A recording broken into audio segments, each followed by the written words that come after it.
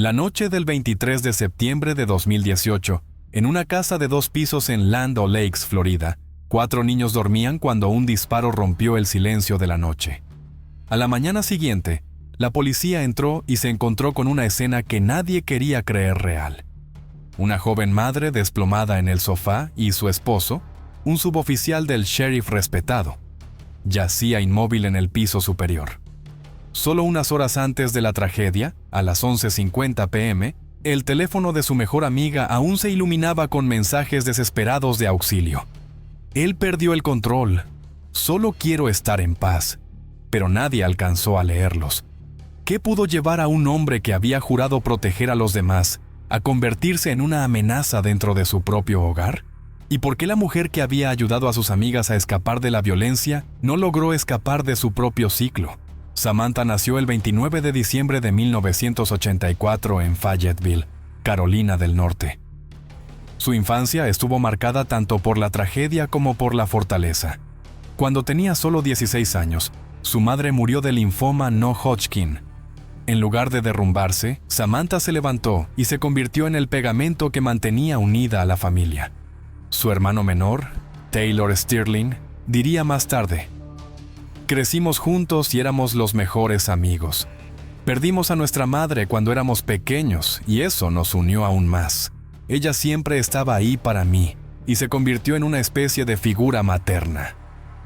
Esa responsabilidad temprana moldeó a Samantha en la mujer extraordinaria que llegaría a ser. Alguien que, por instinto, protegía y cuidaba de los demás, incluso cuando ella misma estaba luchando. La familia se mudó a Brandon, Florida, donde Samantha asistió a Bloomingdale High School. Allí conoció a Kristen Kellen, quien se convertiría en su mejor amiga de por vida.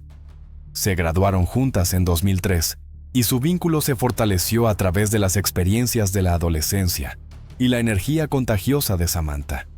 Incluso entonces, sus amigos veían en ella algo especial. Sabía cómo disfrutar la vida, recordó Kellen. Era radiante, increíblemente hermosa, y tal como dijo su tío, divertida. Tuvimos momentos locos y maravillosos juntas. Pero no era solo su vitalidad lo que atraía a los demás. Tenía una habilidad innata para hacer que la gente se sintiera valorada y protegida. Esa cualidad la acompañó toda la vida, desde el modo en que cuidaba de su hermano hasta la forma en que más tarde ayudó a sus amigas cuando lo necesitaban. Para septiembre de 2018, Samantha había logrado equilibrar con éxito 2 trabajos exigentes mientras criaba a 4 hijos. Trabajó durante más de una década en el Seminole Hard Rock Hotel and Casino, en Tampa, y recientemente había sido ascendida a asistente de gerencia. El casino se había convertido en su segundo hogar.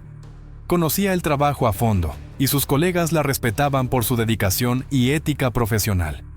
El presidente Joe Lupo diría después: "Sam fue parte de la familia Hard Rock durante más de 10 años. Todos la queríamos mucho. Ahora nuestro enfoque es apoyarnos mutuamente mientras lamentamos esta pérdida devastadora". Pero Samantha no se conformó con eso. También estudiaba enfermería y exploraba el emprendimiento a través del sector inmobiliario.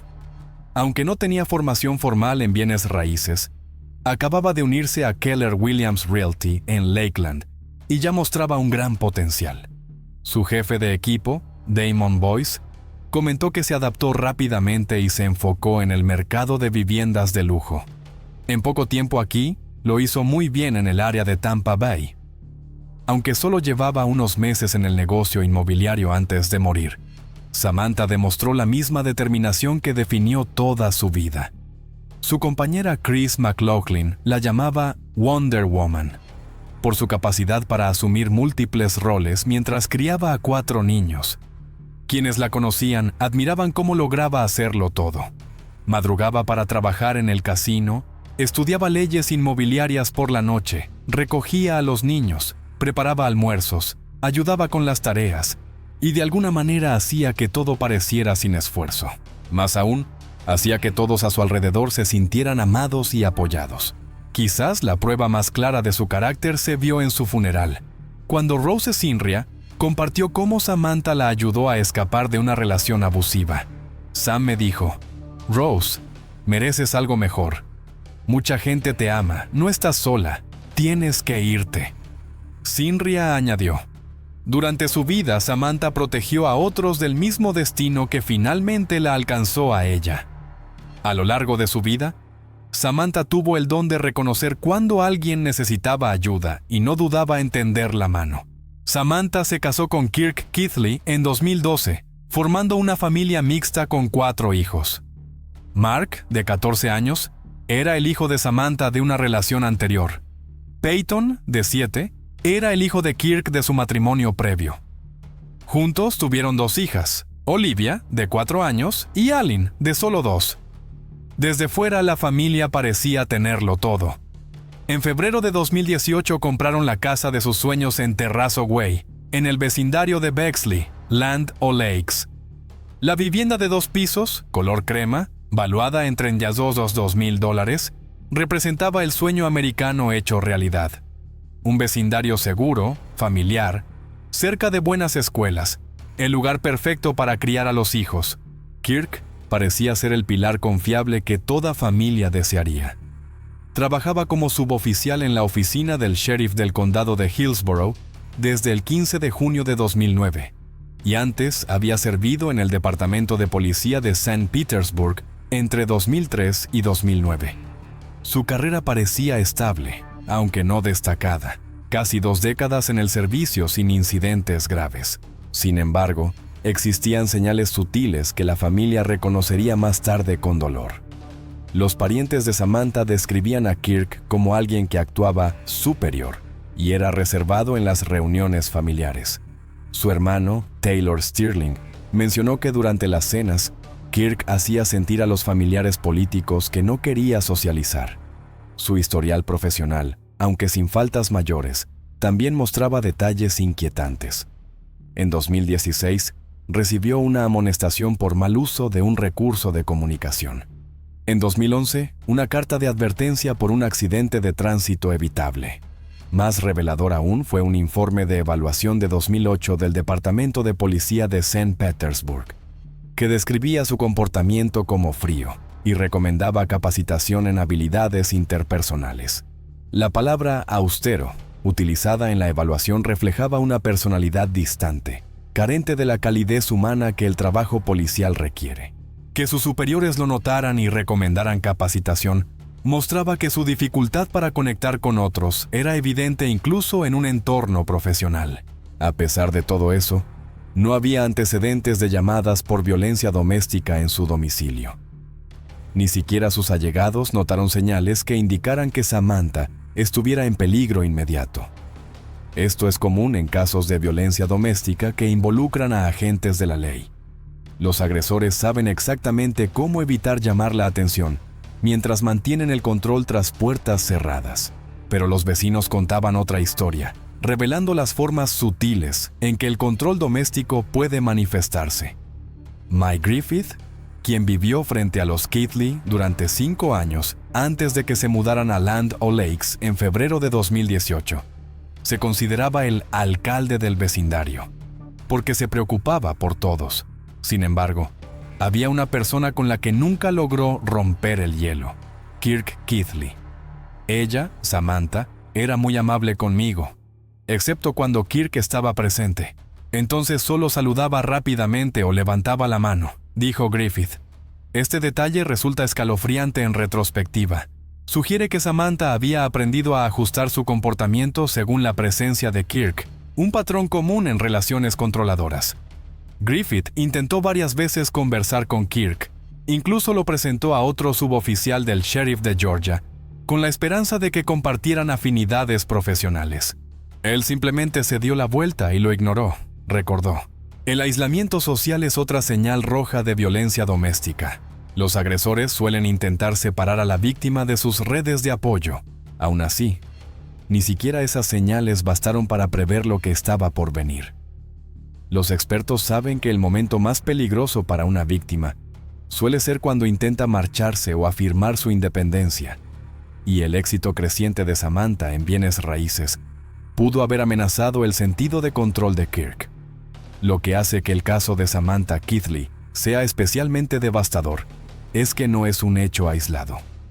Las estadísticas muestran que los agentes del orden tienen una tasa más alta de violencia doméstica que la población general. Y cuando ocurre, las consecuencias suelen ser fatales. Los compañeros de Kirk no tenían idea de lo que ocurría en su hogar. Pero la violencia doméstica dentro de familias policiales rara vez se reporta.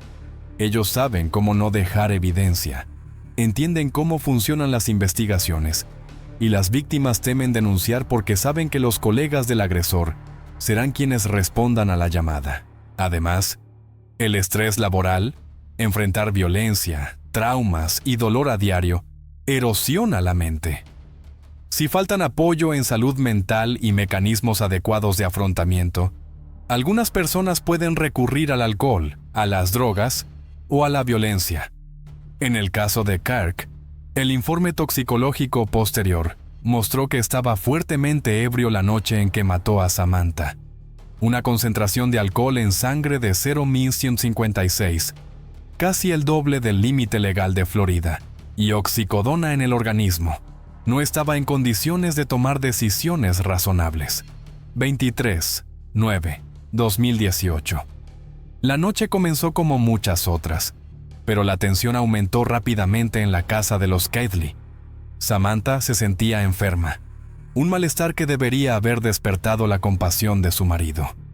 En cambio, se convirtió en el catalizador de 6 horas de acoso que terminaron en tragedia.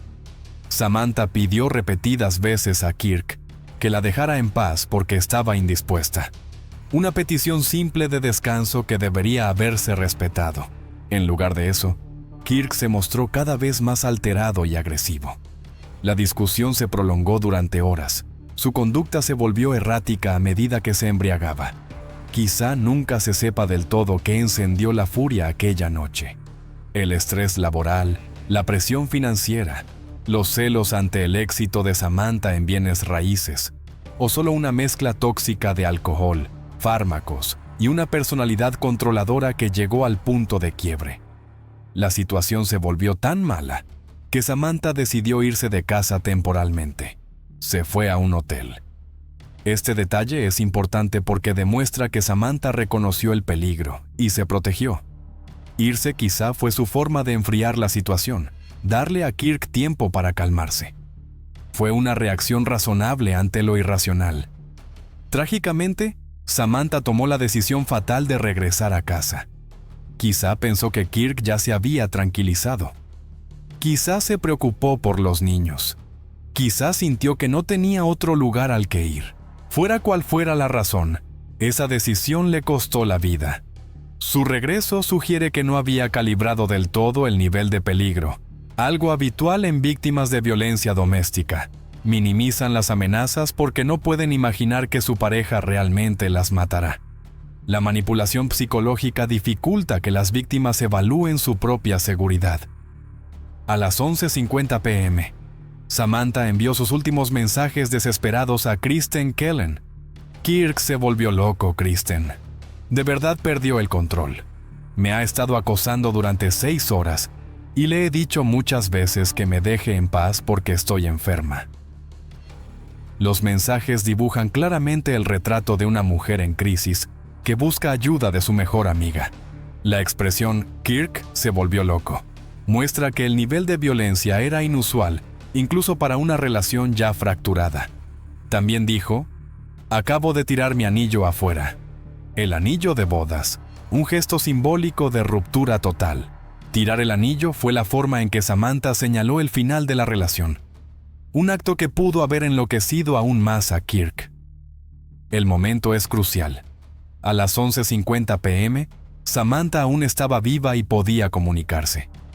Poco más de una hora después, estaría muerta. Kellen no vio esos mensajes hasta las 2 a.m., demasiado tarde. No los sabría hasta alrededor de las 2 de la mañana. Luego, a las 7 de la mañana, le escribí de vuelta. Ya era demasiado tarde, dijo Kellen. Alrededor de la medianoche del 24/9/2018, Kirk le disparó a Samantha mientras ella estaba sentada en el sofá de la planta baja. El hecho de que Samantha estuviera en el sofá sugiere que quizá no vio venir el ataque. Tal vez pensó que Kirk se había calmado. Quizá estaba exhausta tras 6 horas de acoso y bajó la guardia. Sea como fuere, Kirk aprovechó su vulnerabilidad para ejecutar el acto de control final. Después de dispararle a Samantha, Kirk subió y se disparó a sí mismo. Pero su violencia no terminó ahí. Los 4 niños estaban presentes en la casa durante este escenario de pesadilla y quedarán marcados para siempre por lo que oyeron y vieron. Mark Price, de 14 años, mostró un valor extraordinario. Al escuchar el disparo y encontrar el cuerpo de su madre, no entró en pánico. Actuó para salvar a sus hermanas menores y pedir ayuda. Mark se arrastró por debajo de la puerta del garaje para salir, un detalle que muestra sangre fría en la crisis. Llamó al 911, y sus palabras capturaron el horror, pero también una serenidad asombrosa en un niño frente a una pesadilla. A mi mamá le dispararon. A mi mamá le dispararon. Oh, Dios mío. Mi padrastro le disparó a mi mamá en la cabeza, sollozó. A pesar de la emoción, Mark proporcionó información clave a la operadora. La ubicación del arma, la secuencia de los hechos. Mi padrastro y mi mamá discutieron toda la noche, y mi mamá se fue a un hotel y luego volvió y los oí discutir, y escuché el disparo. Salí, y mi mamá estaba llena de sangre y vi que estaba muerta. Cuando la operadora pidió describir al padrastro, Mark repitió: él acaba de dispararle a mi mamá en la cabeza. Mi padrastro le disparó a mi mamá en la cabeza. La repetición muestra que estaba luchando por procesar lo incomprensible. Luego la llamada se cortó. Fueron minutos de terror. La operadora llamó de nuevo sin éxito, sin saber si Mark estaba a salvo, si Kirk aún representaba una amenaza para los niños. Finalmente, Mark volvió a llamar y dijo que el teléfono se había roto. En ese momento, el padre de un amigo tomó el teléfono. Dijo que Mark estaba con él y que era muy difícil, y que las 2 niñas estaban justo frente a la casa. Ese detalle aportó un pequeño respiro. Las niñas estaban a salvo con los vecinos. Cuando el condado de Pasco llegó a la escena pasada la medianoche, encontró un cuadro desolador. El cuerpo de Samantha en el sofá con una herida de bala mortal. En la planta superior, el cuerpo de Kirk con signos de un disparo autoinfligido. Los 4 niños estaban a salvo, pero profundamente traumatizados.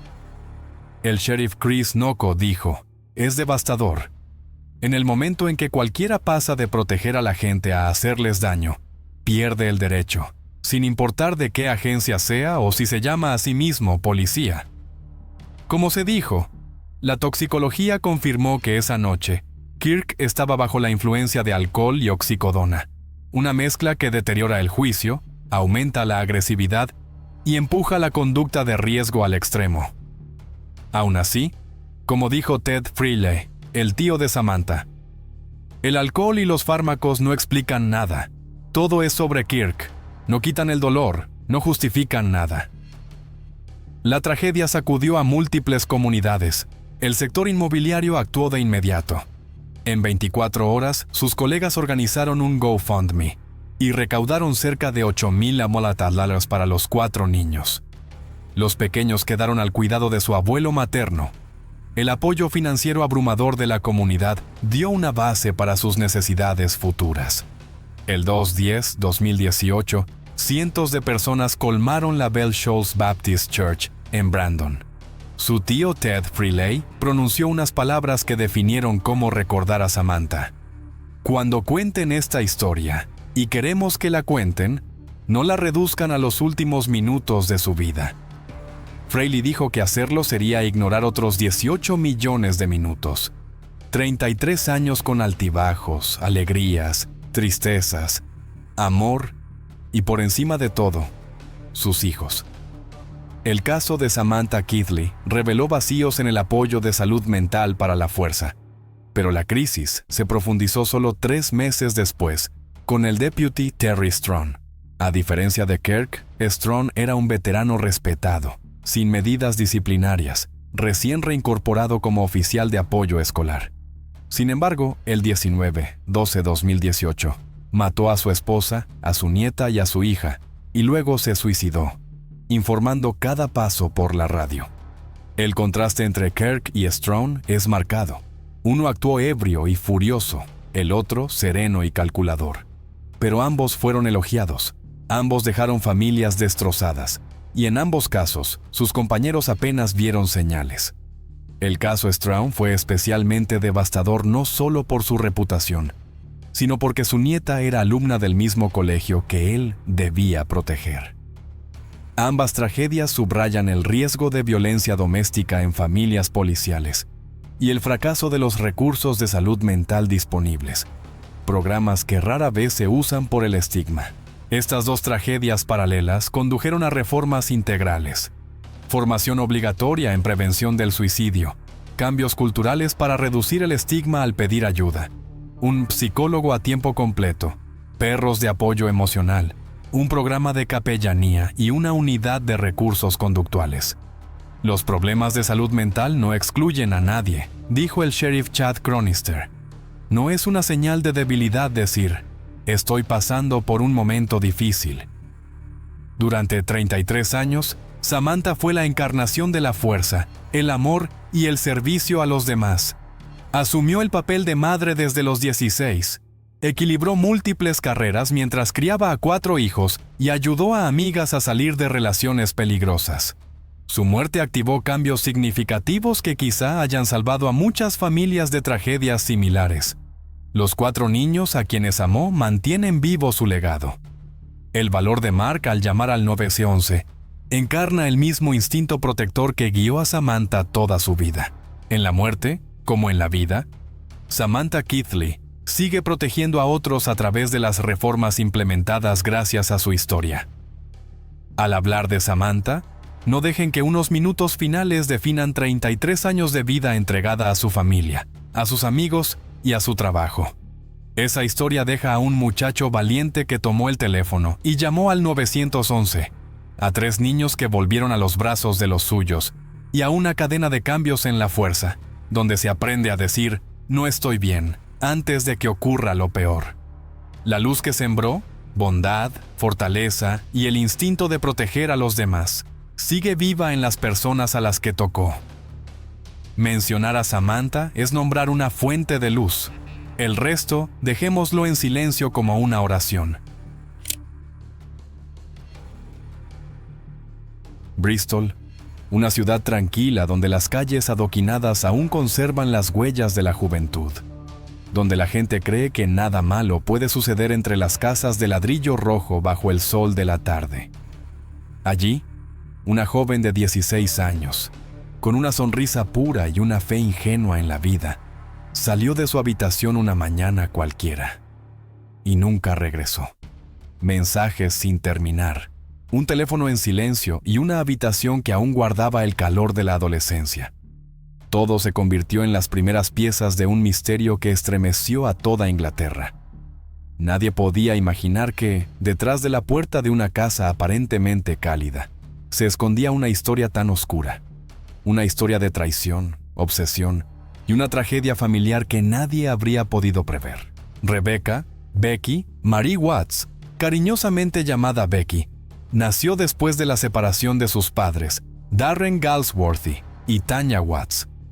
Al principio vivió con su madre, pero debido a preocupaciones sobre el cuidado inadecuado, fue llevada a un centro de acogida.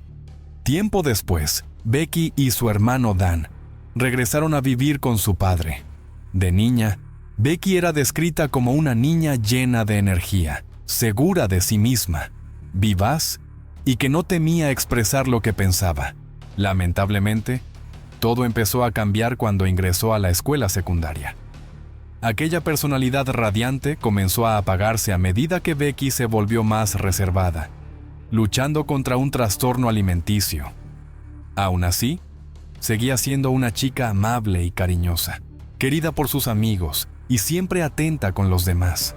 En 2013, su padre, Darren Galsworthy, se casó con una mujer llamada Angie Galsworthy, quien tenía un hijo de una relación anterior. La familia se volvió mixta. Becky ganó una madrastra y un hermanastro, Nathan Matthews. Parecía que la vida volvía a estabilizarse. Vivían en una acogedora casa en el barrio de St. George, Bristol, donde todos creían que los lazos familiares los unían. Todo cambió por completo en 2015, cuando Becky desapareció repentinamente, haciendo que toda la familia se derrumbara. Fue vista por última vez en la mañana del 19 de febrero de 2015. Aquella mañana, su madrastra Angie se preparaba para salir a una cita médica y se despidió de Becky antes de irse.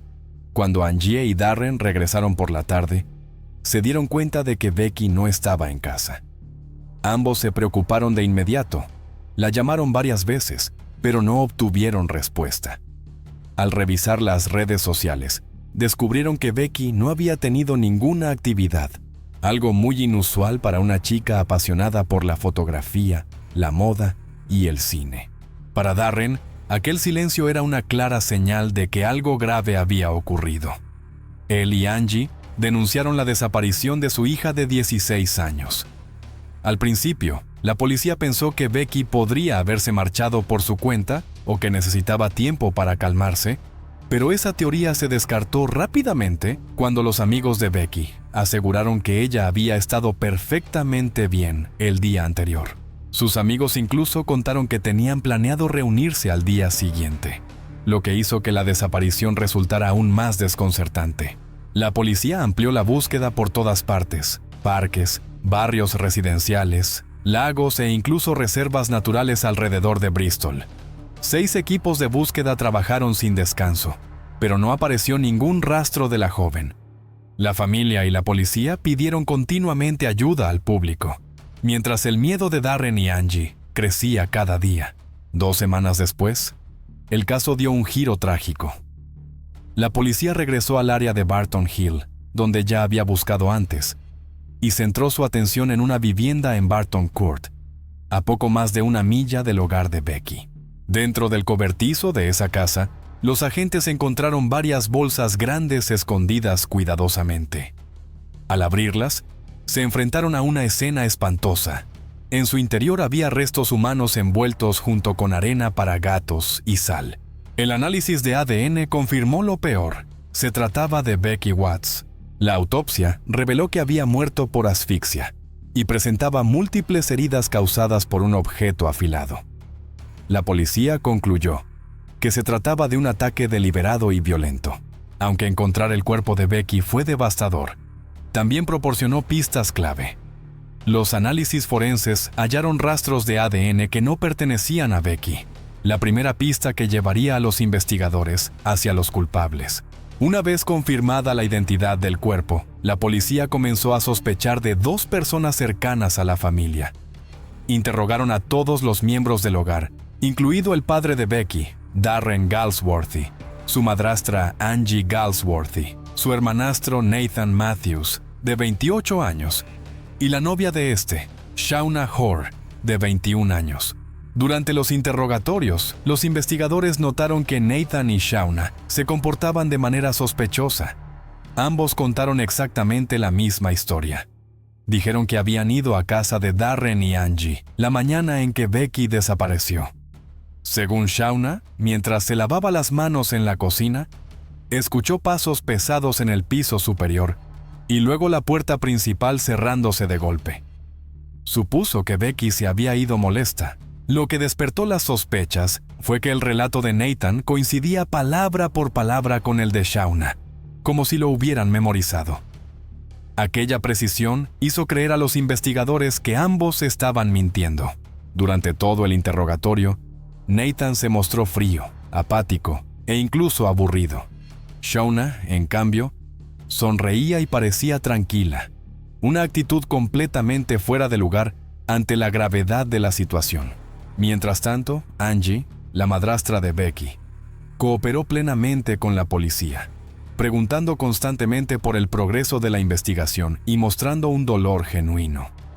El contraste entre ambos comportamientos reforzó aún más las sospechas. Cuando fue interrogado por separado, Nathan admitió que no le gustaba Becky y la consideraba irrespetuosa con su madre. Sin embargo, los amigos y vecinos describían las relaciones familiares como normales, sin conflictos graves. Al revisar la habitación de Becky, la policía encontró pequeñas manchas rojas sospechosas en la puerta. Las pruebas de ADN confirmaron que eran de Becky. demostrando que había sido atacada dentro de su propio dormitorio. Además, el ADN de Shauna Hoare fue hallado en las bolsas de plástico utilizadas para ocultar el cuerpo, una prueba irrefutable. A partir de ahí, la policía comenzó a vigilar de cerca a Nathan y Shauna. Lograron obtener grabaciones de CCTV que mostraban a la pareja en una tienda Tesco comprando baterías del tipo usado para pistolas eléctricas. Al día siguiente, Nathan compró una sierra circular, productos de limpieza y bolsas de basura. Estas compras, coincidiendo con el momento de la desaparición de Becky, hicieron que el panorama general se volviera más claro. Cuando los agentes registraron su casa, descubrieron que estaba extremadamente desordenada, excepto el baño, que había sido limpiado meticulosamente. Cada superficie brillaba, no había una sola mancha. No era señal de orden, sino de que alguien había intentado eliminar toda evidencia. La investigación sobre el pasado de Nathan Matthews reveló comportamientos extraños. Despreciaba a Becky, se burlaba de su enfermedad y en una ocasión fue sorprendido transportando a niñas muy pequeñas en su coche, lo que enfureció a su padre Darren, quien le exigió llevarlas de vuelta de inmediato. A los 21 años, Nathan comenzó a salir con Shauna Hoare, que entonces tenía 15, una relación ilegal. Más tarde tuvieron un hijo juntos. En ese punto, la policía tenía pruebas suficientes. Nathan Matthews y Shauna Hoare fueron arrestados y acusados de asesinato, conspiración para secuestrar, ocultamiento de un cadáver y posesión ilegal de armas. Durante la investigación, Nathan confesó su crimen. Declaró que el día de los hechos había llevado un equipo de secuestro que incluía cuerdas, cinta adhesiva, una máscara y una pistola eléctrica. Afirmó que solo quería asustar a Becky para que aprendiera a respetar a su madrastra. Sin embargo, cuando Becky reconoció que la persona enmascarada era su propio hermano, él entró en pánico y la estranguló hasta dejarla inconsciente. Luego la hirió y escondió el cuerpo en bolsas, llevándolas a su casa en Barton Hill. Allí, Nathan desmembró el cuerpo en el baño, que la policía más tarde encontró completamente limpio. Él aseguró que Shauna no sabía nada, pero las pruebas de ADN y los mensajes entre ambos decían lo contrario. Los mensajes mostraban que habían fantaseado juntos con secuestrar chicas jóvenes. La fiscalía comparó su relación con la de la pareja criminal Paul Bernardo y Carla Homolka, señalando cómo Shauna fue arrastrada gradualmente hacia las perversiones de Nathan. En noviembre de 2015, en el Tribunal de la Corona de Bristol, Nathan Matthews fue declarado culpable de asesinato y condenado a cadena perpetua con un mínimo de 33 años. Shauna Hoare fue declarada culpable de homicidio involuntario y obstrucción a la justicia, y condenada a 17 años de prisión. En septiembre de 2023, Shauna Hoare fue liberada condicionalmente tras cumplir la mitad de su condena, una decisión que provocó la indignación de la familia de Becky Watts y del público británico. La mañana del funeral, en la iglesia de St. Ambrose, palomas blancas se elevaron sobre el cielo de Bristol, como llevando el alma de la joven Becky Watts hacia la paz. El padre permaneció inmóvil entre un mar de flores, su mirada siguiendo a las aves hasta que desaparecieron. Sabía que nunca olvidaría la sonrisa radiante de su hija, ni comprendería del todo por qué aquella tragedia ocurrió dentro de su propio hogar. Pero en medio del dolor inconsolable, Becky sigue viva en la memoria de quienes la amaron. En las risas, en las fotografías y en la fe de que la justicia, aunque tardía, fue cumplida. Y quizás, en algún lugar, aquella muchacha por fin haya encontrado descanso, lejos de las heridas del mundo. La tarde de invierno en Katy, Texas, el sol del final del día caía centelleante sobre las hileras de árboles silenciosos. En la pequeña casa al final de la calle Willow Crest, una mujer embarazada de 8 meses preparaba la cena, esperando que su esposo y su hijo regresaran. Todo parecía tranquilo. El sonido de la lavadora, el tic-tac del reloj de pared y los artículos de bebé doblados con cuidado en un rincón. Nadie sabía que, unas horas más tarde, Aquella escena se convertiría en el escenario de una tragedia que conmocionaría a toda la comunidad.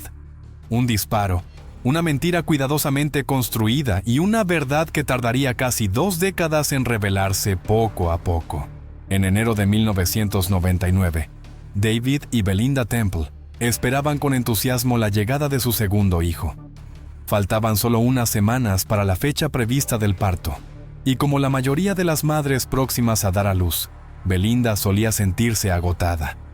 A pesar del cansancio, debía cuidar de su pequeño hijo Evan, quien siempre reclamaba su atención y energía.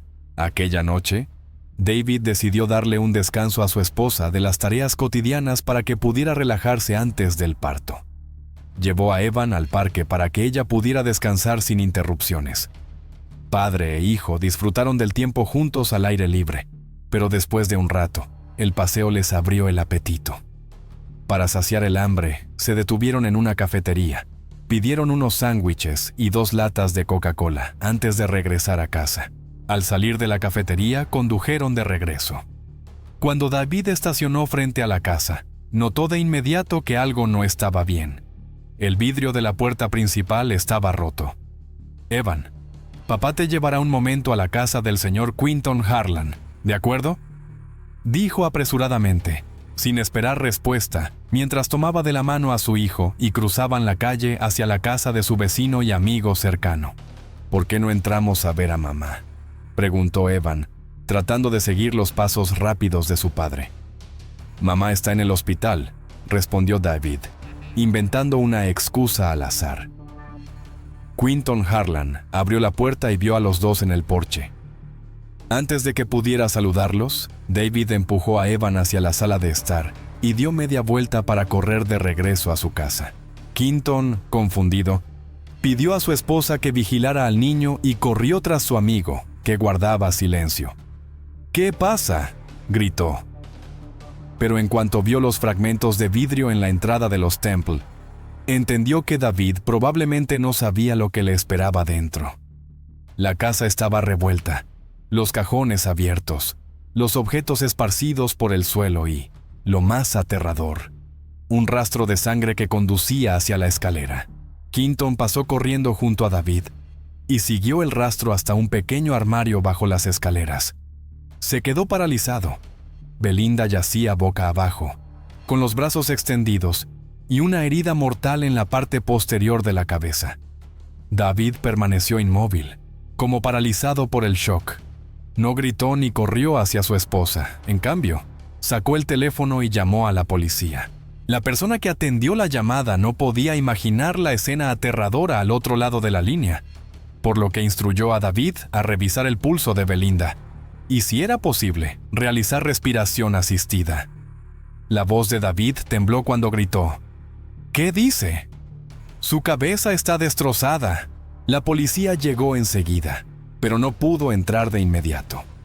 El bull terrier de la familia, Shaq, ladraba y gruñía con furia frente a los extraños uniformados, con el cuerpo tenso, listo para atacar. Uno de los agentes incluso desenfundó su arma antes de que David apareciera, gritando que la bajaran y llevando rápidamente al perro al garaje. Cuando finalmente los agentes entraron, se encontraron con una escena de caos y sangre. Tras revisar la casa, los investigadores concluyeron inicialmente que se trataba de un robo fallido. El ladrón había forzado la entrada sin saber que Belinda estaba en casa y la había matado para eliminar a la testigo, aunque claramente estaba embarazada. En 1986, Belinda decidió estudiar en su ciudad natal, mientras su hermana gemela, Brenda, se marchaba a la Universidad de Stephen F. Austin. Belinda eligió quedarse con sus padres, en parte porque estaba saliendo con Marshall Cammey, su novio desde la secundaria, 3 años mayor, de quien estaba profundamente enamorada. Sin embargo, los padres de Belinda se oponían enérgicamente a esa relación. Temían que su hija abandonara sus estudios, quedara embarazada demasiado pronto y dejara la universidad. Las discusiones se volvieron frecuentes. Su madre, Carol, era especialmente estricta. Le prohibió mudarse con Marshall y le dijo con firmeza: «Podrás vivir donde quieras cuando te cases. Mientras tanto, debes quedarte en casa». Pero Belinda era terca y decidida, y tal vez consideró las palabras de su madre como un desafío. Poco después, durante una cena familiar en la que Marshall también estaba presente pese a la desaprobación de los padres, los jóvenes anunciaron que se casarían. La habitación quedó en silencio. Finalmente, su madre solo murmuró entre dientes: «Haz lo que quieras». El resto de la noche transcurrió en una tensión palpable. La decisión de Belinda fue completamente suya, una afirmación de independencia para demostrar que era adulta y capaz de asumir la responsabilidad de sus actos. Marshall no estaba realmente entusiasmado con el matrimonio, pero no se negó. La boda fue sencilla. Belinda usó el vestido blanco de su hermana, invitaron a unos pocos amigos y tras firmar los papeles, pasearon por la ciudad, brindaron con champán y celebraron de forma modesta. Al día siguiente, Belinda empacó sus cosas y se mudó con su esposo, que aún vivía con sus padres. Alquilar una casa propia nunca fue discutido. En realidad, el matrimonio no cambió nada. Belinda se casó principalmente para escapar de las críticas de su madre y probar su independencia. Pero la realidad de esa nueva libertad fue mucho más dura. En solo 6 meses, Marshall empezó a pasar menos tiempo en casa, alegando trabajar hasta tarde, cuando en realidad veía a otra mujer.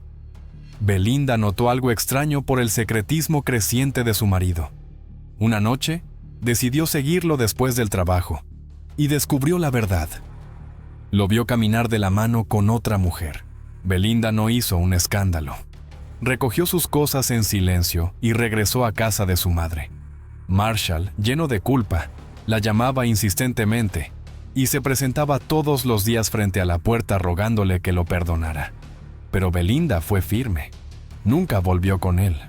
Poco después se divorciaron oficialmente. En 1998, Belinda estaba embarazada de su segundo hijo, pero seguía trabajando a tiempo parcial en la escuela. Le preocupaba que su licencia de maternidad coincidiera con los exámenes deportivos, especialmente porque su colega Richard Bachman mostraba poco interés por los alumnos y el trabajo. Decía que si encontraba otro empleo, dejaría de enseñar de inmediato. Belinda no podía aceptar esa actitud. Al notar que un alumno llamado Riley Joe Sanders Derce había estado ausente durante meses, decidió investigar. Sus compañeros le dijeron que provenía de una familia problemática y que nadie se preocupaba por él, pero Belinda no pudo ignorarlo. Aquella noche fue a casa de la madre de Riley para hablar seriamente, y eso hizo que el chico regresara a clase, aunque no de la manera que ella esperaba. Durante un partido, cuando Riley empujó a un oponente, Belinda lo sancionó. El joven se enfureció, la insultó y la amenazó. «Te las vas a pagar. Más te vale tener cuidado, sobre todo de noche». Tras separarse de Marshall, Belinda ya no tenía razones para quedarse en su ciudad y se mudó a la Universidad Stephen F. Austin junto a su hermana. Allí descubrió su pasión por el estudio y el entrenamiento de baloncesto a tiempo parcial. Fue entonces cuando conoció a David Temple, quien también daba clases y era capitán del equipo de fútbol americano de la universidad. David había jugado al fútbol desde niño y era elogiado por su talento, aunque tenía un temperamento violento. Se enojaba con facilidad, discutía e incluso se peleaba, pero siempre lograba salir indemne. En los partidos, un pequeño error bastaba para hacerlo perder el control. Algunos compañeros afirmaban después que su impulsividad se debía al uso de esteroides. Con Belinda, sin embargo, David era distinto, amable, atento y la trataba como a una reina. Pero también era extremadamente celoso. Si alguien le sonreía a Belinda, estaba dispuesto a provocar una pelea. Belinda parecía sentirse atraída por esa intensidad. Los padres de David la adoraban, convencidos de que era la pareja perfecta para su hijo. Pero la hermana gemela de Belinda y sus amigos estaban preocupados. Veían a David como un hombre posesivo. De una joven fuerte y segura, Belinda se volvió callada, reservada y totalmente dependiente de él. A medida que la relación se volvía tóxica, se distanció de su familia. Rara vez llamaba por teléfono y dejó de visitar durante las festividades. su familia comenzó a alarmarse. Después de graduarse, Belinda y David se casaron y adoptaron un Bull Terrier llamado Shaq. Años más tarde, cuando la policía revisó la escena del crimen, se preguntó cómo un ladrón pudo entrar con un perro tan agresivo en la casa. Y cómo alguien logró distraerlos y cuando los agentes llegaron casi los atacó. Examinaron la puerta principal. El vidrio roto sugería que alguien había intentado abrir desde dentro. Pero los fragmentos estaban a varios metros, lo que indicaba que el vidrio se rompió después de abrir la puerta. ¿Por qué hacerlo? En la sala encontraron una pequeña caja sobre un mueble y el televisor caído. Dentro de la caja había joyas, anillos, pendientes, collares de oro, todo intacto. Nadie creyó que fuera un robo real. Los ladrones nunca dejan objetos valiosos atrás. Cada minuto que pasaba en la casa Temple reforzaba la sospecha de que la escena había sido manipulada. La víctima fue ejecutada de un disparo de escopeta calibre 12 en la nuca, en posición de rodillas, señal de sumisión, no de defensa. Una escopeta es además un arma difícil de ocultar, inusual en un robo a plena luz del día. Cuando se le preguntó si poseía armas, David admitió tener algunas, pero negó tener una escopeta. Se le pidió que acudiera a la comisaría para declarar y enumerar los objetos robados. Aunque nervioso, aceptó acompañarles. Mientras tanto, Evan permanecía en casa de los Harlan sin saber lo ocurrido. En 1996, David y Quinton Harlan no solo eran vecinos, sino también colegas en la escuela. Eran amigos cercanos, compartían barbacoas y veían deportes juntos. Hasta que llegó una nueva profesora, Heather Scott. Quinton se sintió atraído por ella y la invitó a cenar, pero fue rechazado. Poco después descubrió que su amigo David era quien salía con ella, a pesar de estar casado y tener un hijo. Quinton se enfadó, pero guardó silencio. Heather no sabía que David tenía familia. Él no usaba anillo y mantenía su vida privada en secreto. Fuera de la escuela, David y Heather actuaban como una pareja formal, y pronto todos lo supieron. Belinda, en cambio, no tenía idea. En una conversación con Quinton, confesó que sospechaba que David le era infiel, pero él intentó tranquilizarla. «Te estás imaginando cosas. David es un buen esposo y padre, ¿por qué pensar eso?» Belinda, sin embargo, tenía motivos. David había pasado de ser un marido cariñoso a uno cruel, que la humillaba, la llamaba gorda, e incluso le pedía que saliera del cuarto cuando había visitas porque no lucía bien. Belinda soportaba en silencio. Por las noches, lloraba sola, sintiéndose vacía, mientras David seguía disfrutando de su relación con Heather. En 1999, la policía sospechó que David estaba involucrado, pero sin pruebas concretas. Al revisar robos recientes, descubrieron que 8 días antes del asesinato de Belinda, se había cometido un robo cuyo autor era Riley Joe Sanders de Atrezo, el mismo alumno que la había amenazado. La policía interrogó a Riley y descubrió que su padre poseía una escopeta calibre 12, igual a la utilizada en el crimen. Pero al registrar la casa, el arma había desaparecido. Riley declaró que aquel día estaba con unos amigos y que no habló antes por miedo a revelar que fumaban marihuana. Finalmente, los cargos fueron retirados. En 1998, David se distanció cada vez más de su familia, envuelto en su relación con Heather. Humillaba a Belinda constantemente. Cuando ella descubrió que estaba embarazada, se sintió feliz, creyendo que el bebé salvaría su matrimonio. David aparentó alegría, pero su frialdad era evidente. Belinda esperaba que su esposo la ayudara con los preparativos, pintar la habitación, comprar cosas, colgar estantes, pero David la ignoró. Ella hizo todo sola con su gran barriga. En Navidad quiso darle un regalo, pero él dijo que era un desperdicio de dinero. No le compró nada y se marchó diciendo que iría de casa. Brenda, preocupada por su hermana embarazada, canceló sus propios planes para quedarse con ella. Pero David no fue a cazar, estaba con Heather. Ella incluso llevaba un collar de oro, regalo de Navidad de David Temple. En 2007, David parecía haber dejado atrás la muerte de su esposa. En 2004, La policía llamó a su puerta y lo arrestó acusado de asesinar a Belinda. Él lo negó, pero fue llevado a juicio. El motivo, según la fiscalía, era su relación con Heather. Compañeros de trabajo declararon que mientras Belinda estaba embarazada, David presumía de haber cambiado a su esposa gorda por una chica joven y bonita. Según la acusación, David disparó a Belinda poco después de que ella llegara de la escuela, aún vestida con su uniforme y zapatos de trabajo. Luego simuló un robo y llevó a Evan al parque para crear una coartada. Los fiscales señalaron que ningún objeto valioso había desaparecido y que el perro agresivo hacía imposible un robo real. Creían que David había desechado la escopeta en un campo de maíz cercano. Testigos habían visto su coche detenido allí con solo Evan dentro. Sin embargo, el arma nunca fue hallada. Heather declaró que su relación con David no era seria en el momento del crimen, lo que generó dudas en el jurado. ¿Había matado a su esposa por una aventura pasajera? ¿O mentía Heather para protegerlo? En noviembre de 2007, David Temple fue condenado a cadena perpetua. Pero años después, un amigo de Riley acudió a la policía y confesó que Riley le había contado haber tomado la escopeta de su padre para intentar robar en casa de los Temple, buscando vengarse de Belinda por haber intervenido en su ausencia escolar.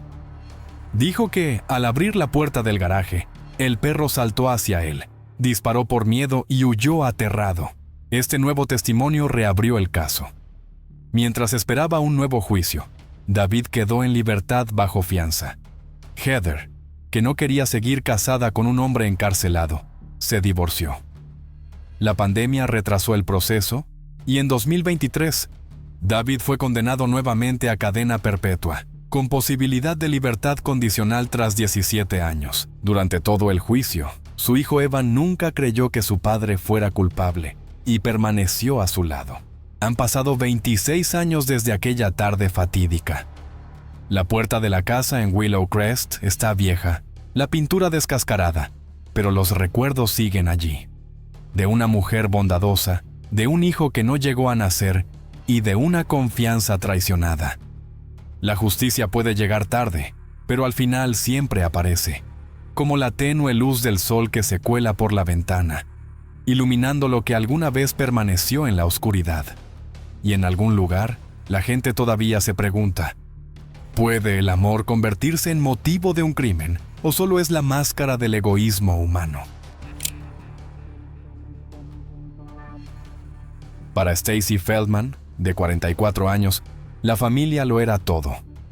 La menor de 3 hermanas, siempre había soñado con convertirse en esposa y madre. Y para marzo de 2015, parecía tenerlo todo. Una hermosa casa en Denver, Colorado, 2 hijos pequeños y un matrimonio con Robert Feldman.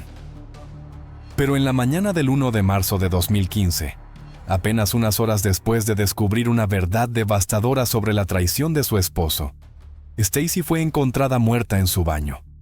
Lo que inicialmente parecía un trágico accidente, tomaría 7 largos años para revelarse como algo mucho más siniestro.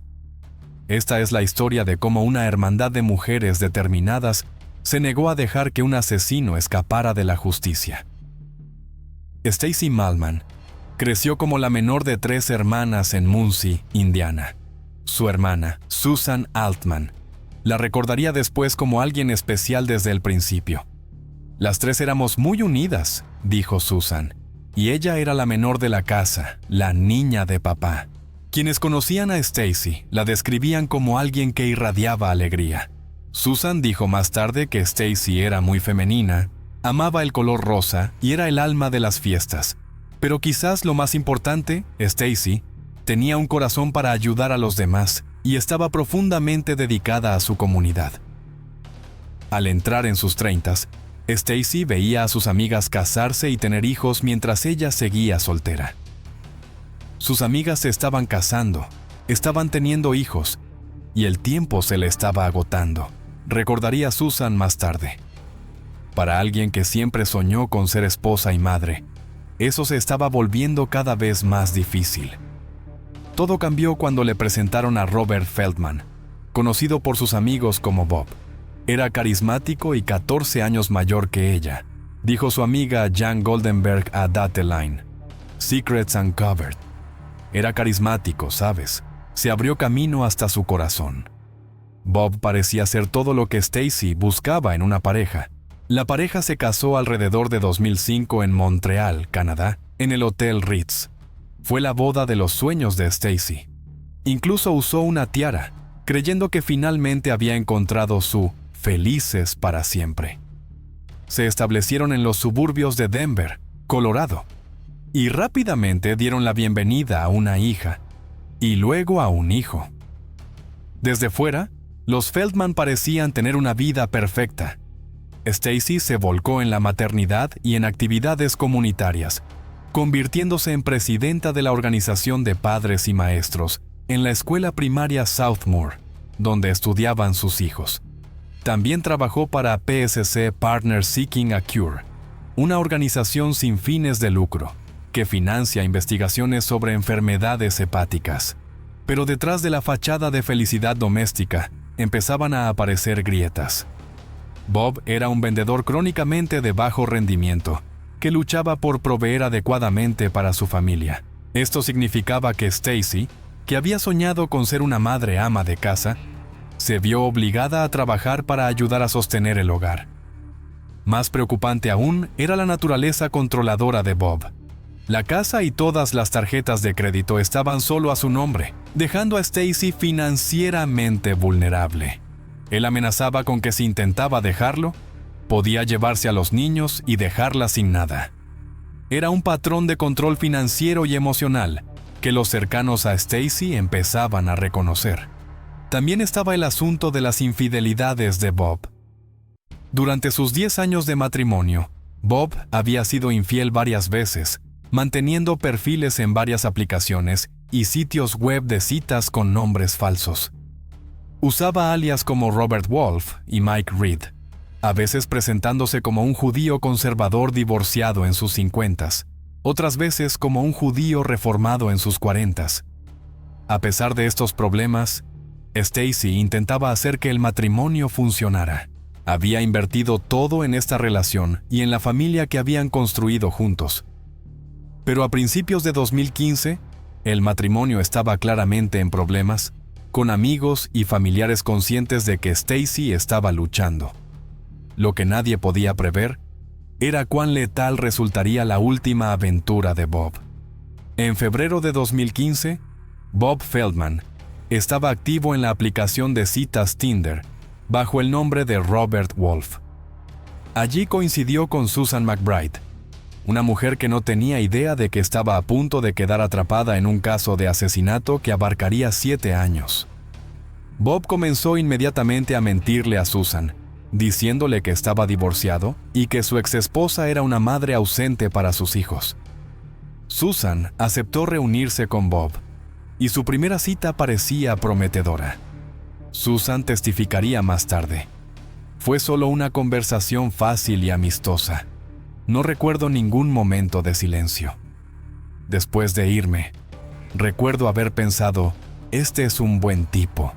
Pero cuando Susan intentó encontrar información sobre Bob en línea usando los nombres que él le había dado, no encontró nada. Algo no estaba bien. Intentó terminar la relación, pero Bob la convenció de darle otra oportunidad. Alegó que había sido víctima de un acosador y por eso usaba nombres falsos en línea. También insistió en que efectivamente estaba separado de su esposa. Contra su mejor juicio, Susan decidió confiar en él. El 26 de febrero de 2015, solo 4 días antes de la muerte de Stacy, Bob fue a la casa de Susan a cenar. Tras una larga conversación, tuvieron relaciones sexuales, pero el comportamiento de Bob inmediatamente después levantó señales de alerta. Canceló los planes para el fin de semana siguiente y parecía estar alejándose de la relación. Las sospechas de Susan regresaron, y esta vez estaba decidida a descubrir la verdad. Usando sus habilidades de investigación en Internet, Susan buscó cualquier mención de Bob Feldman y finalmente encontró información sobre Stacy Feldman en el sitio web de la escuela primaria Southmoor, donde estaba listada como presidenta de la PTO. Susan se dio cuenta de que Bob le había mentido. No estaba divorciado, sino muy casado y con 2 hijos. Susan enfrentó una decisión difícil. Podía simplemente alejarse de la situación o podía hacer lo correcto y contarle a Stacy lo que su esposo había estado haciendo. Susan eligió ser honesta, aunque eso significaba revelar su propia participación en la aventura. En la mañana del 1 de marzo de 2015, a las 6:20 de la mañana, Susan envió un correo electrónico a Stacy Feldman. En él, explicó que había conocido a Bob en Tinder, que él le había dicho que estaban separados y que quería que Stacy supiera de su infidelidad.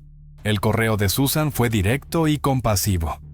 Más tarde recordaría haber dicho: «Mi nombre es Susan McBride.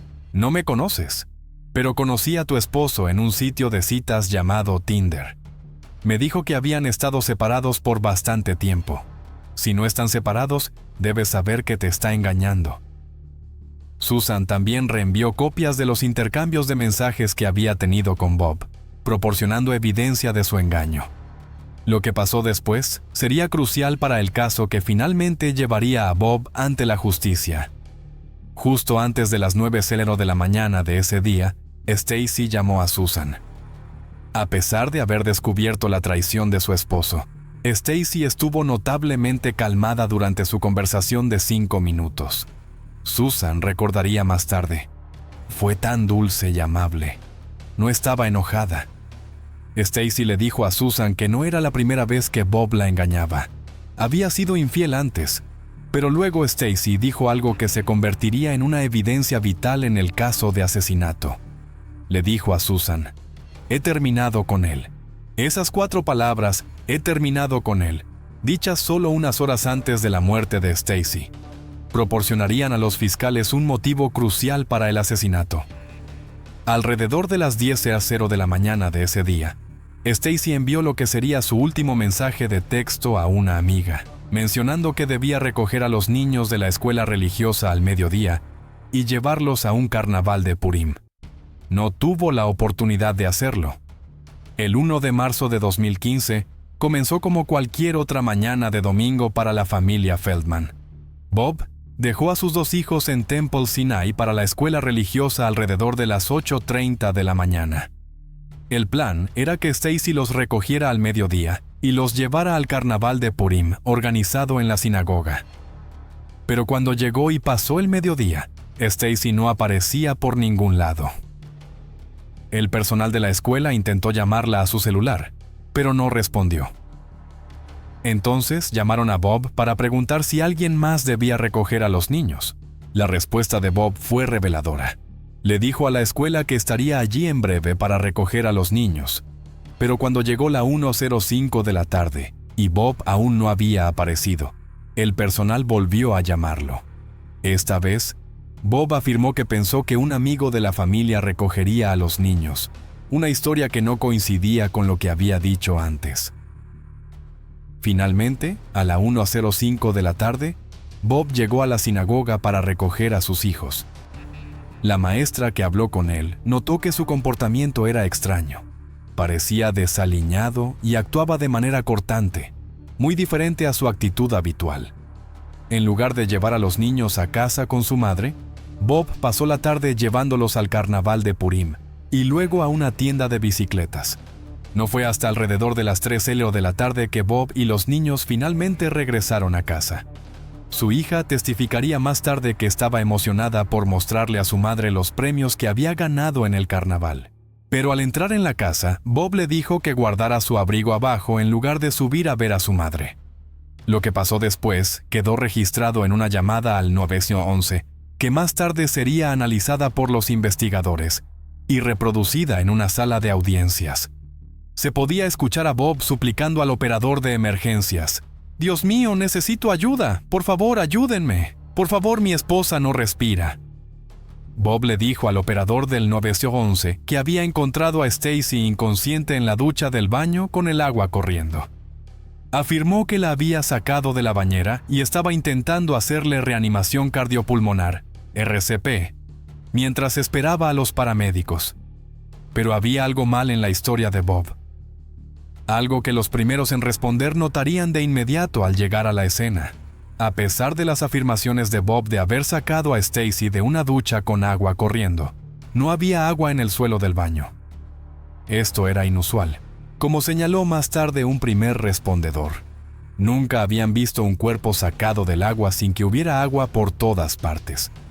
También había otras inconsistencias.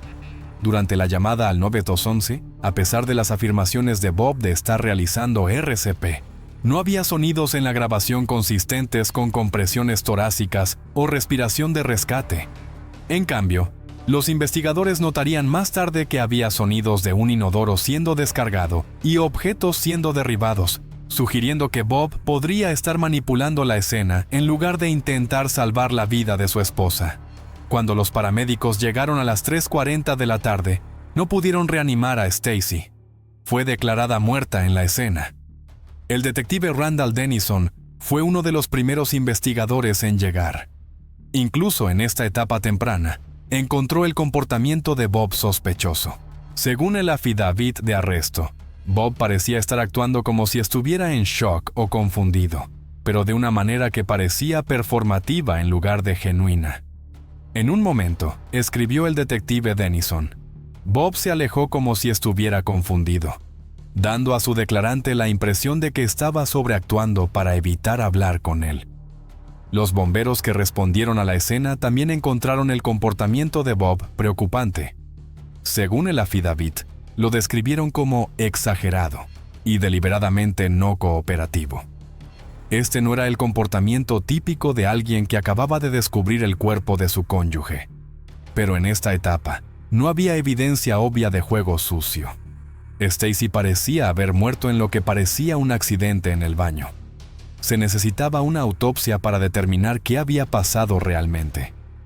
El 2 de marzo de 2015, un día después de la muerte de Stacy, la doctora Kelly Kobylanski realizó la autopsia. Esto fue significativo por varias razones, no solo porque la doctora Kobylanski era relativamente inexperta, siendo esta una de sus primeras autopsias en solitario, sino porque los hallazgos resultarían cruciales para el caso. La autopsia reveló que Stacy había sufrido más de 80 lesiones distintas en su cuerpo. Estas incluían moretones, hemorragias, abrasiones y un diente astillado. También tenía hemorragias petequiales en los ojos, pequeños vasos sanguíneos reventados que pueden ser un signo de estrangulación o asfixia. A pesar de las extensas lesiones, la doctora Kobylanski no pudo determinar exactamente cómo murió Stacy. La causa y la forma de la muerte se registraron oficialmente como indeterminadas. Esta determinación mantendría el caso en un limbo durante años y casi permitiría que un asesino escapara de la justicia. El comportamiento de Bob durante esta investigación inicial levantó varias banderas rojas. Cuando fue interrogado por la policía, dio relatos contradictorios sobre sus actividades en la mañana de la muerte de Stacy. Inicialmente, afirmó que había salido a trabajar como de costumbre y fue al gimnasio, luego a reunirse con un colega en un depósito de autobuses en Broadstone, donde parte de su trabajo implicaba revisar anuncios en los autobuses. Pero la historia de Bob comenzó a cambiar. En una conversación posterior, Robert Feldman le dijo a la policía de Denver que el día de la muerte de su esposa, ella le había dicho que estaba cansada y estaba durmiendo cuando él salió de casa con los niños alrededor de las 8:30 de la mañana. Y fue a Temple Sinai. Le dijo al detective que regresó alrededor del mediodía. Llamó a su esposa, pero no obtuvo respuesta. Se cambió de ropa en el cuarto de lavado. Limpió el garaje porque una estantería se había caído. Y fue a un parque a ejercitarse. Bob también hizo varias afirmaciones sobre la condición de Stacy que resultaron ser falsas. Le dijo a la policía que ella había consumido comestibles que contenían una cierta sustancia. No puedo decir la palabra completa debido a las políticas de YouTube, pero es una planta que comienza con M y termina con A, la noche antes de su muerte. Pero el informe de la autopsia de Stacy Feldman no mostró rastros de THC en su sistema. Afirmó que había estado enferma durante meses e incluso había faltado al trabajo varios días antes de su muerte. Pero esto no estaba respaldado por evidencia, lo que más tarde resultaría ser un motivo significativo. Bob cobró la póliza de seguro de vida de Stacy solo meses después de su muerte. Robert Feldman recibió $750,000, los ingresos de una póliza de seguro de vida sobre Stacy Feldman que había sido comprada 5 años antes. Curiosamente, mientras Bob tenía una póliza sustancial sobre la vida de Stacy, no había una póliza recíproca sobre su propia vida.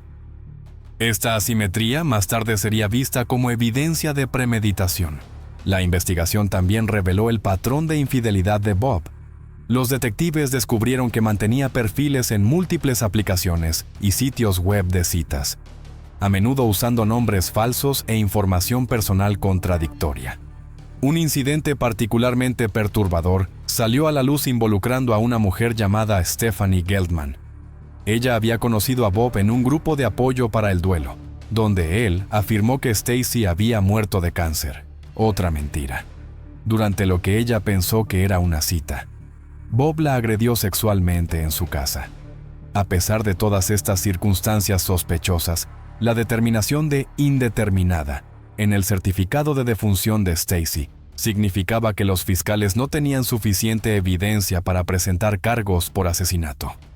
El caso parecía estar en un callejón sin salida, pero la familia de Stacy, particularmente su hermana, Susan Altman, se negó a aceptar que esto fuera simplemente un trágico accidente. Estaban convencidos de que Bob había matado a Stacy y estaban decididos a probarlo. Los instintos de Susan Altman sobre la muerte de su hermana fueron inmediatos e inquebrantables. Cuando su padre llamó esa tarde de marzo para decirle que Stacy estaba muerta, la reacción inmediata de Susan fue que su esposo la había matado. Susan le contaría más tarde al Intermountain Jewish News cómo se desarrolló esa llamada telefónica. Vivo en el área de Boston y mi papá me llamó. Era una tarde de domingo. Me estaba preparando para ir a un juego deportivo con uno de mis hijos, y mi hija contestó el teléfono y dijo, «Es el abuelo». Le dije, «Dile que no puedo hablar ahora. Estamos a punto de irnos». Pero ella insistió, «No, tienes que hablar con él». Cuando tomé el teléfono, la voz de mi papá estaba en la línea. Dijo, «Stacy está muerta». Por un segundo no pude procesarlo. Pregunté, «¿Qué pasó?», esperando completamente que dijera que fue un accidente automovilístico. Cuando el padre de Susan le contó sobre el supuesto accidente en el baño, Susan no pudo aceptarlo. Ella conocía a su hermana y conocía a Bob, y algo no estaba bien. Susan le dijo al periódico, «Mi reacción inmediata fue que su esposo la había matado». A medida que pasaban los meses y la investigación oficial se estancaba, Susan tomó las riendas. Estaba convencida de que Bob se estaba saliendo con la suya en un asesinato, y estaba decidida a no dejar que eso ocurriera. Las sospechas de Susan se basaban en años de observar el comportamiento de Bob y la dinámica de su matrimonio con Stacy. Había visto cómo Bob controlaba y aislaba sistemáticamente a Stacy a través de la manipulación financiera.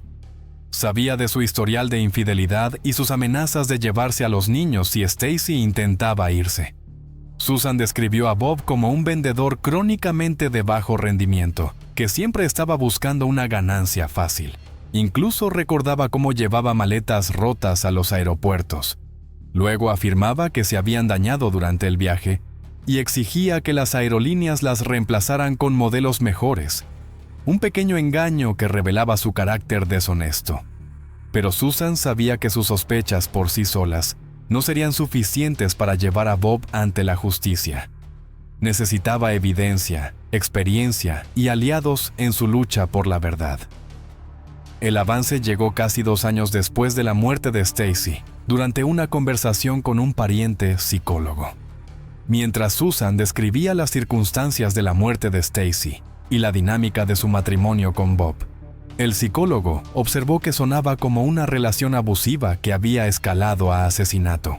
El psicólogo sugirió que Susan contactara con el Training Institute on Strangulation Prevention, una organización especializada en identificar e investigar casos en los que la violencia doméstica había escalado a fuerza letal, particularmente en casos que podrían parecer accidentes o suicidios.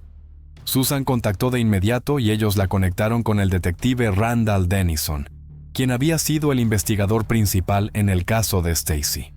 El detective Denison siempre había albergado sospechas sobre el caso, pero carecía de la experiencia para probar sus teorías.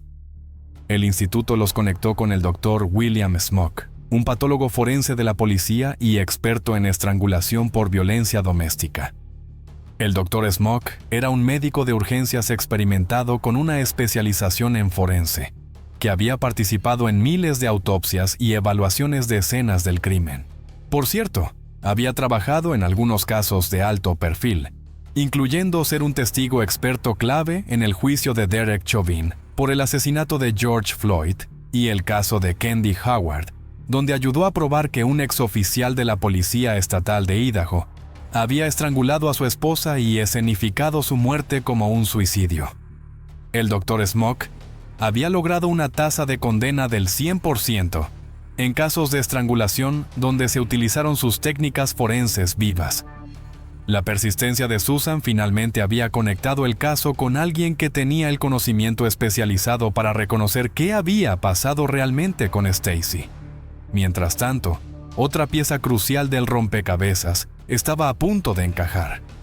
Susan McBride, la mujer que había alertado a Stacy sobre la aventura de Bob la mañana de su muerte, estaba a punto de hacer un descubrimiento que cambiaría todo. En junio de 2015, unos 3 meses después de la muerte de Stacy, Susan McBride estaba teniendo otra experiencia decepcionante de citas en línea. Esto le recordó su encuentro con Bob Feldman, y comenzó a preguntarse qué había pasado con su situación matrimonial. Susan decidió hacer una búsqueda en Internet para ver si Bob y Stacy se habían divorciado como él había afirmado que lo harían.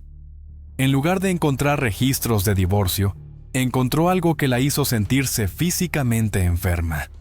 El obituario de Stacy Feldman, fechado el 1 de marzo de 2015, el mismo día en que Susan le había hablado de la aventura. Susan recordaría más tarde: me sentí físicamente enferma.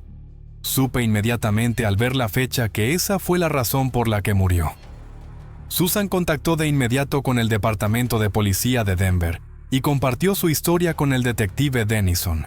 Le contó sobre su aventura con Bob, sobre cómo había descubierto sus mentiras y sobre la conversación telefónica que tuvo con Stacy la mañana de su muerte. Esto fue exactamente el tipo de avance que Susan Altman había estado esperando. Finalmente, había evidencia de un motivo. Bob mató a Stacy porque ella había descubierto su aventura y había terminado con él. Pero aún se necesitaría la experiencia del Dr. Smock para probar que la muerte de Stacy fue realmente un asesinato. Cuando el Dr. William Smock aceptó revisar el caso de Stacy Feldman en 2017, casi 3 años después de su muerte, trajo consigo décadas de experiencia en identificar homicidios ocultos.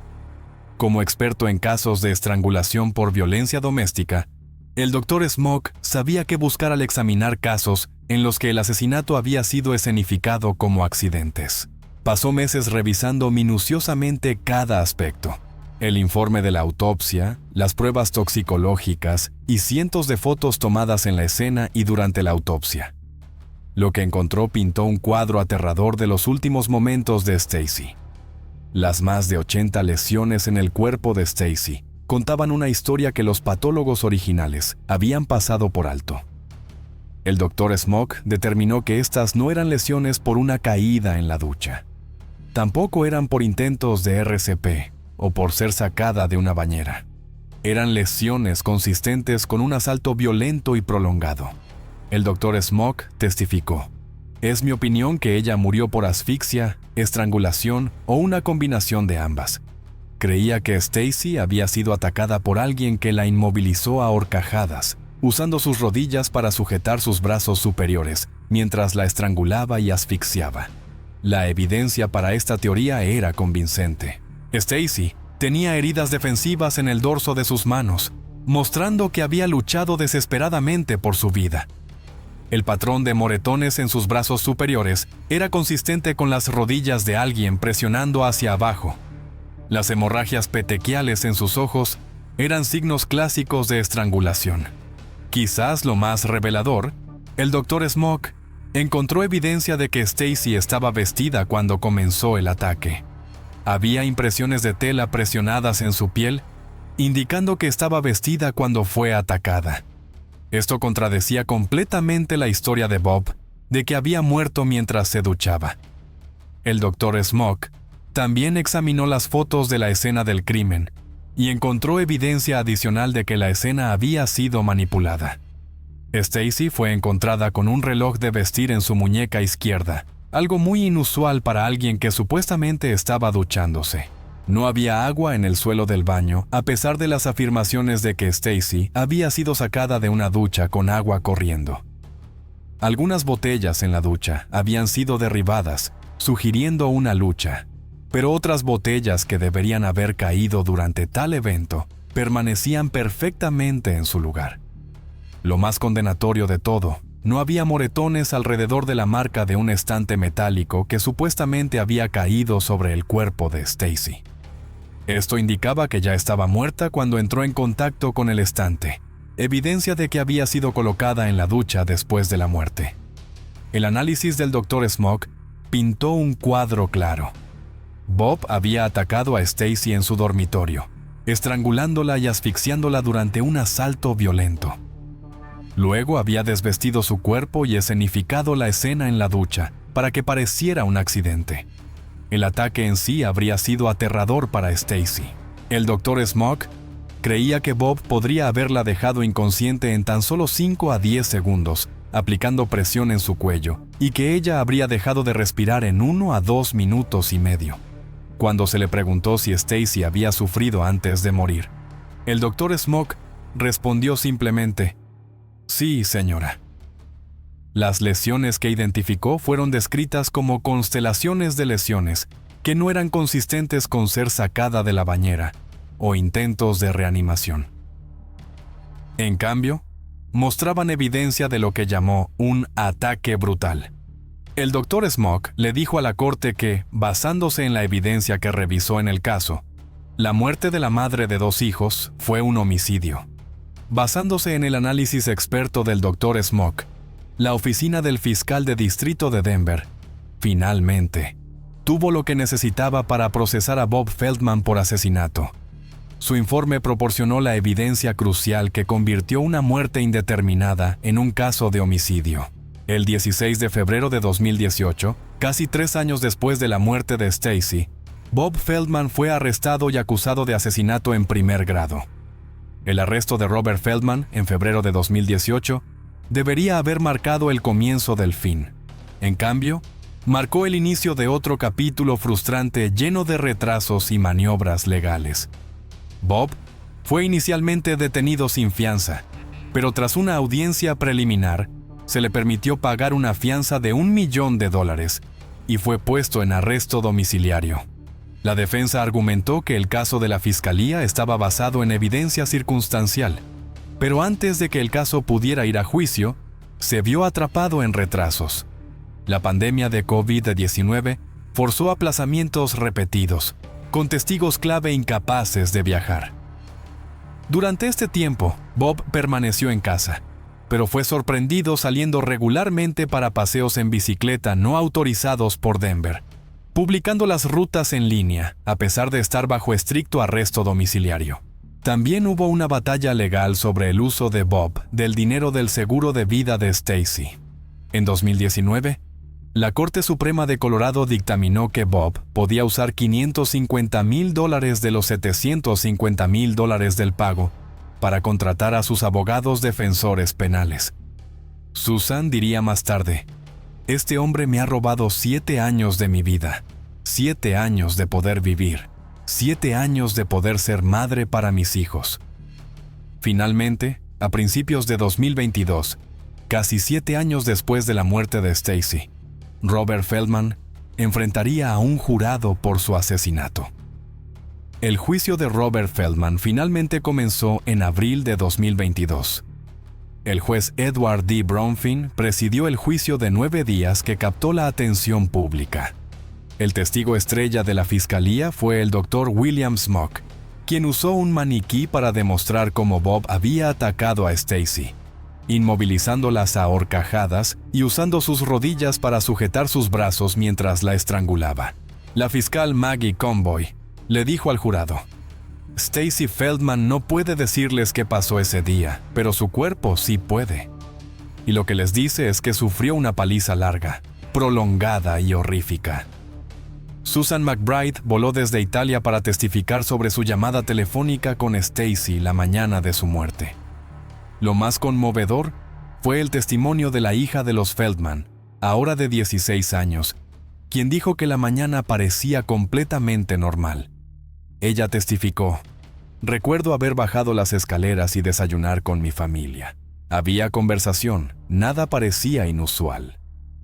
La defensa atacó las credenciales del Dr. Smock. Jeffrey S. Pagliuca lo llamó un pistolero a sueldo y un narcisista, argumentando que 3 patólogos mantenían que la muerte de Stacy era indeterminada. El abogado defensor Pagliuca dijo: no podemos aceptar chismes y rumores en lugar de la verdad, así que esto es una tragedia y no un homicidio. Durante todo el juicio, Bob se sentó en silencio, mostrando poca emoción, ocasionalmente riendo con sus abogados mientras se presentaban testimonios sobre el brutal asesinato de su esposa. Después de 9 días, el caso pasó al jurado.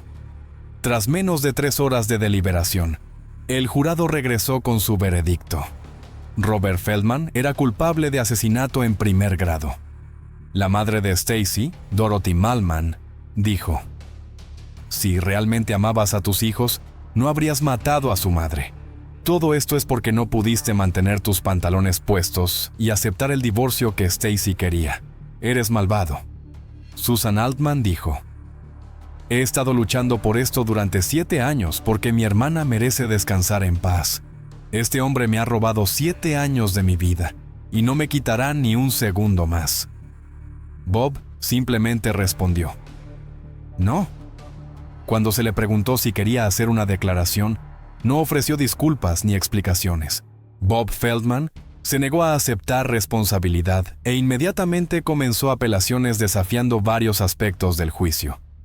En noviembre de 2024, la Corte de Apelaciones de Colorado emitió una decisión de 51 páginas, rechazando todos los desafíos. El panel de 3 jueces afirmó unánimemente su condena. El argumento principal de Bob fue que el testimonio del Dr. Smock había usurpado la autoridad del forense del condado.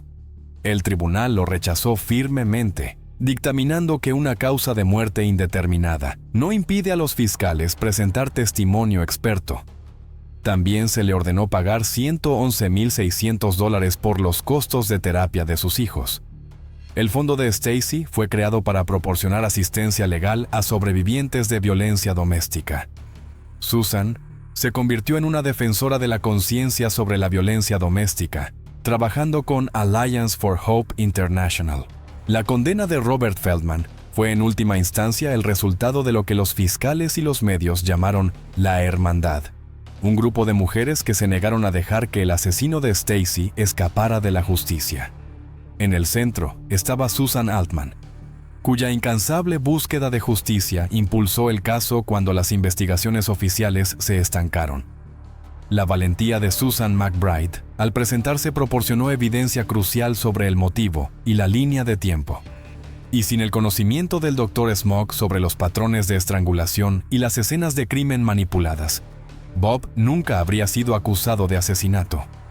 Stacy Feldman será recordada no solo como una víctima, sino como una madre amada, hermana y miembro de la comunidad cuya muerte llevó a cambios importantes en cómo investigamos los casos de violencia doméstica.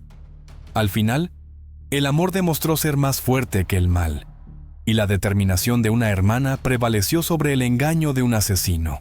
Stacy Feldman finalmente puede descansar en paz, sabiendo que se ha hecho justicia. La tragedia de Stacy Feldman no solo expuso la crueldad de un crimen disfrazado, sino que también iluminó el poder del amor inquebrantable y la perseverancia. Gracias a la valentía de Susan Altman, la honestidad de Susan McBride y la expertise del Dr. William Smock, un asesino fue llevado ante la justicia, demostrando que ni el tiempo ni las mentiras pueden sofocar la verdad.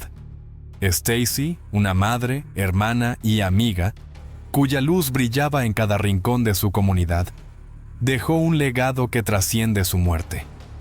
A través del fondo de Stacy y la lucha de quienes la amaron, su historia sigue inspirando cambios en la forma en que enfrentamos la violencia doméstica. En el final, el amor venció al mal, y Stacy Feldman descansa en paz, con la justicia como su epitafio eterno.